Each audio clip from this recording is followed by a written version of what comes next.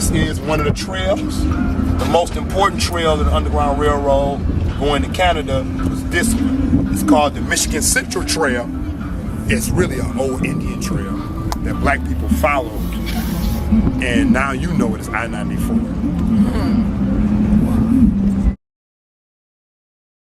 Elijah J. McCoy was born on May 2, 1843, Colchester, Ontario, Canada.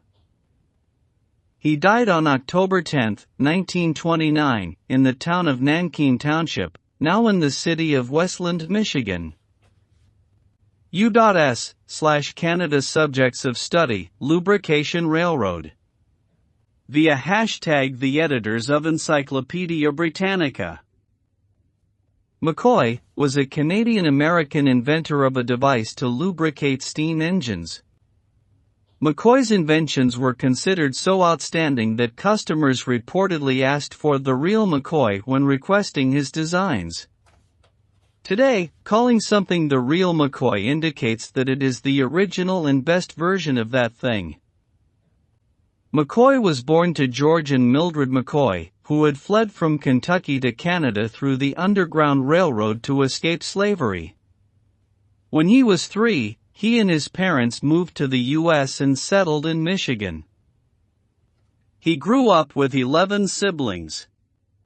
At a young age, McCoy became interested in how machines work, and by the time he was 15, his parents had raised enough money for him to travel to Edinburgh to apprentice with a mechanical engineer. McCoy then moved back to Michigan.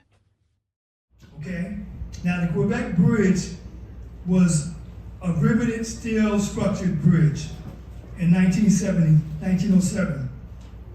Incorrect bridge weight capacity by engineers resulted in the bridge collapse, killing 75 Mohawk workers. 33 were natives, but there were 75 workers, 33 were natives. And that really affected that community. In 1916, they tried it again. When the central span structure was being raised, it fell again, and it killed 13 workers. 14 was injured. They couldn't figure this out. Francis McMath was a very wealthy person. He took over that area of the Quebec Bridge and began taking on that job assignment with his engineers. Cornelius Henderson was a part of that, okay? In June 1917, the new suspended bridge got underway. By August 27th, the span was completed. Now on board, Henderson with CPC engineers orientated a now common technique of bridge construction. By constructing the center span on barges, which would be raised into position of both cantilevers on both sides and riveted in, that bridge was able to stand. Hashtag Hey Michigan Did You Know Thinking Face. Frederick Blackburn Pelham was the first African American to receive an engineering degree from the University of Michigan. An excellent student who would become president of his graduating class, Pelham earned a Bachelor's of Science degree in civil engineering in 1887 and immediately began a career in bridge design and construction with the Michigan Central Railroad. In his brief but highly productive career as a civil engineer, Pelham became known for designing bridges that were built to last, though this was less true, unfortunately, of Pelham, who died at home in 1895, reportedly of acute pneumonia, at the tender age of 30 years old. Fred B. Pelham was born in Detroit, Michigan, on November 7, 1864, the year the Civil War ended. His parents, Robert and Frances Butcher Pelham, were free persons and landowners in Virginia. A mighty long way, how black people moved in and out and around Detroit. By author, educator and historian Jamon Jordan. Black people have lived in what is now Detroit for hundreds of years. The earliest written record of a black person in Detroit is the 1736 notation of an unknown negress who was enslaved and buried on the grounds of St. in Delaware, Detroit, which was originally a simple chapel within Fort Pontchartrain du Detroit. Fort Pontchartrain, later known as Fort Detroit, was the fort built by Frenchman Antoine Laumet de la Mothe, Sieur de Cadillac and the others who arrived with him in 1701. The purpose of the fort was to facilitate Cadillac's monopoly of the fur trade. But the French were knee-deep in another trade, the slave trade. Within 100 years of that earliest record of an enslaved black woman, black people in Detroit would literally engage in war against the institution of slavery, and they would win.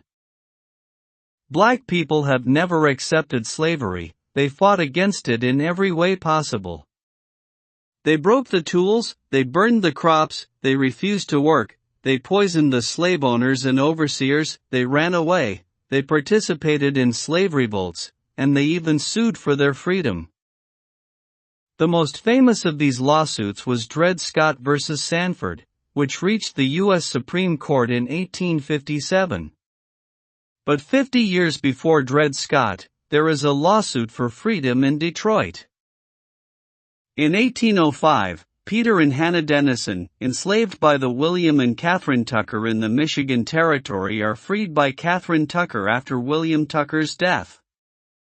Although Catherine frees Peter and Hannah, she does not free their 4 children, Elizabeth, Scipio, James, and Peter Jr. In fact, in her will she plans to leave them to her children. Peter Dennison initiates a lawsuit for the freedom of his children. Elijah Brush, the namesake of the street and the neighborhood, Brush Park, is the Dennison attorney. The case Dennison versus Tucker is heard by the Chief Justice of the Michigan Territory, another street namesake, Augustus Woodward.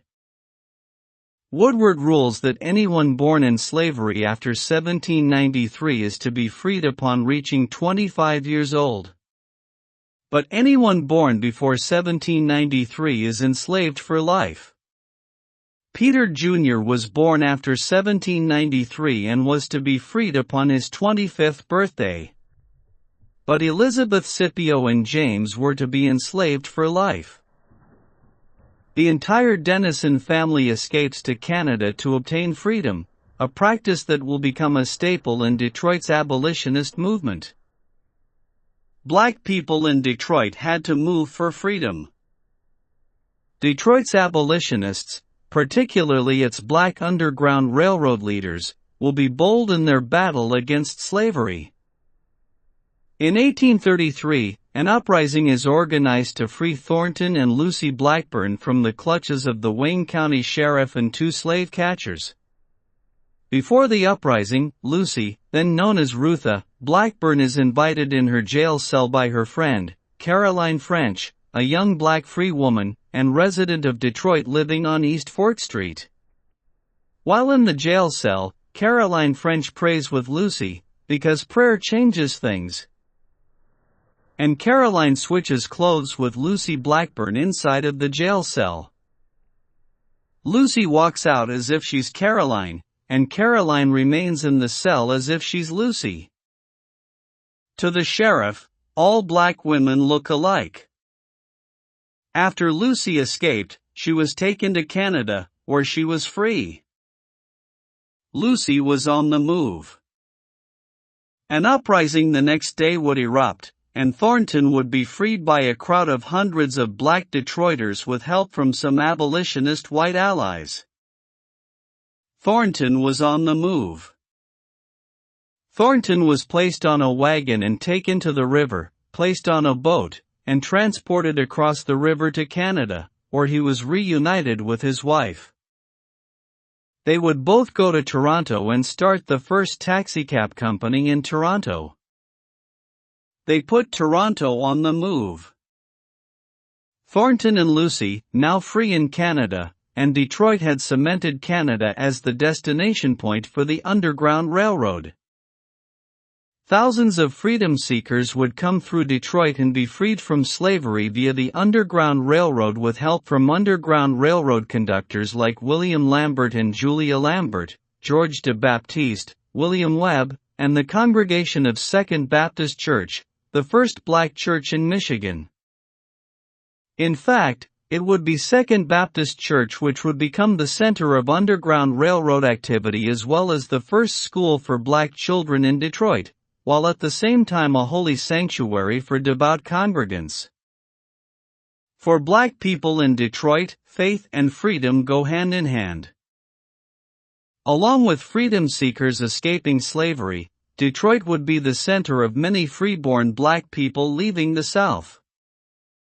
The aforementioned George de Baptiste, as well as the family of John and Fanny Richards, and the Pelhams, the Lees, the Cooks, and the Cole family were prominent black families that helped to create the institutions that would help to create not only black residency in Detroit, but a black community. Black people escaping from slavery and free black people were on the move and were coming to Detroit. Fanny Richards, from a prominent free black family Virginia for Detroit in 1850, would become the first black public school teacher of an integrated school in Detroit, only after being one of the fighters in a lawsuit to overturn segregation in Detroit's public schools. She and Mary McCoy would go on to establish the Phyllis Wheatley Home for Aged Colored Ladies, a care facility for women who had no husbands or children to care for them in their later years. Mary McCoy was the wife of Elijah McCoy, the inventor of the lubricating cup for trains, the real McCoy. These free black women helped to create the infrastructure for an influx of thousands of black people that would arrive in Detroit from the early 1900s to 1970. When the Great Migration, the movement of millions of African Americans out of the South to the North and West, begins in the early 1900s, there are already churches, schools, institutions, and businesses here to greet them. The early black community of the 1700s and 1800s had helped to establish a foundation of churches, schools, businesses, and other institutions, to address many of the needs of the incoming African Americans from the South. From 1910 to 1920, the black community in Detroit multiplies sevenfold, from nearly 6,000 in 1910 to 41,000 in 1920. And from 1920 to 1930, the African American population will nearly quadruple from 41,000 to 150,000.